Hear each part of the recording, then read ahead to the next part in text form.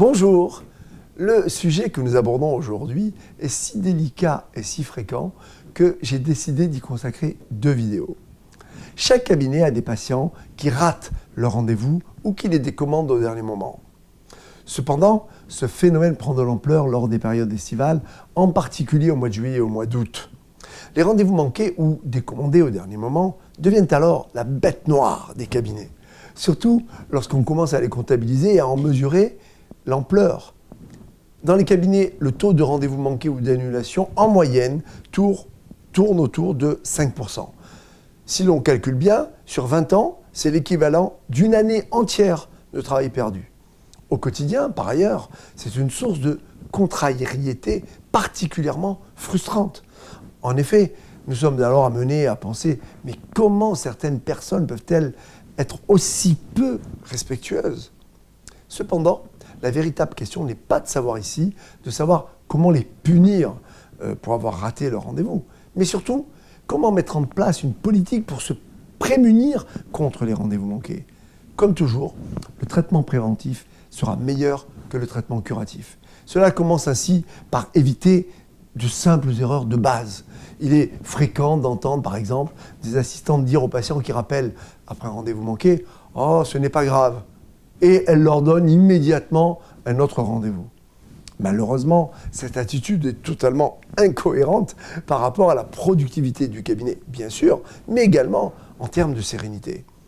La meilleure réponse consiste simplement à dire un petit « A » indiquant votre désapprobation. Quel est votre rôle en tant que praticien ? La prévention des rendez-vous manqués commence dès la salle de soins. Ainsi, après que votre patient a accepté un plan de traitement, insistez auprès de lui sur l'importance du prochain rendez-vous. Soulignez éventuellement le retard que pourrait occasionner un rendez-vous manqué. En réalité, là, il s'agit pour vous de valoriser votre temps de travail. Il n'existe pas à nos yeux de petits rendez-vous. La prochaine fois ne sera qu'une petite séance de détartrage. Cette formulation est totalement déconseillée. En effet, elle va éduquer véritablement le patient à rater son prochain rendez-vous. Tout au contraire, le rendez-vous même le plus court doit être valorisé si vous souhaitez voir votre patient venir ce jour-là.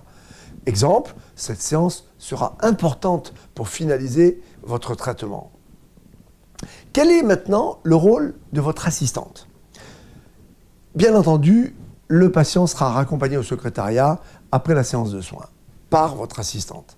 Celle-ci doit compléter les informations que vous aurez données et ces explications doivent renforcer la valeur de votre temps de travail. Chaque rendez-vous manqué engendre des temps morts, moins de productivité et des frais incompressibles. Une politique d'annulation de 24 heures à l'avance n'enrayera pas vraiment le problème des rendez-vous manqués. Instituez donc une politique d'annulation de 48 heures à l'avance. Cependant, si vous pensez qu'il suffit d'inscrire la mention « En cas d'annulation, merci de nous prévenir 48 heures à l'avance » sur vos cartons de rendez-vous, vous pouvez être certain que les résultats ne suivront pas. C'est lors de ma prochaine vidéo que j'aborderai les 10 points qui vous permettront de réduire efficacement et de façon vraiment importante le nombre de ces rendez-vous manqués.